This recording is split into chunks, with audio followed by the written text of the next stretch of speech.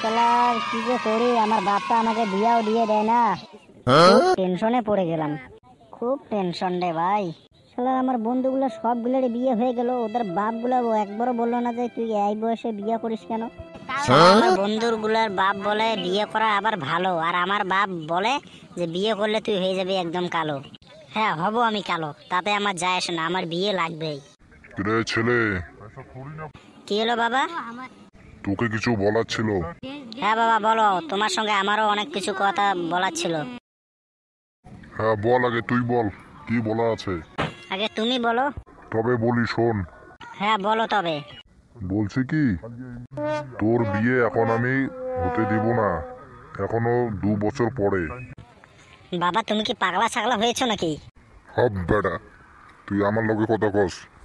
আমার এই বছরেই আমার বিয়ে লাগবে। তুই আমার বাপ না আমি তোর বাপ। কেন, কোনো সন্দেহ? আচ্ছা তুই বল তো কাকে বিয়ে করবি। তোমার মাকে। হর বেটা কি কস? হ্যাঁ তুমি আমার মাকে বিয়ে করছিলে না? হ্যাঁ।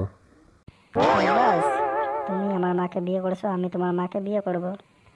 আচ্ছা বল তো, তুই কি পাগল হয়ে গেছিস? তুমি পাগল ছেলে বানাইছো, তা পাগল না হবো তাকে ভালো হবো? দেখ বেশি কথা বলিস না, আমি গেলাম। শালার এবার মনে হয় আমার বিয়ে হয় না। এবার বিয়ে না দিলে আমি বাড়ি থেকে চলে যাব, পালিয়ে যাব। এবার যাবোই বা কোথায়?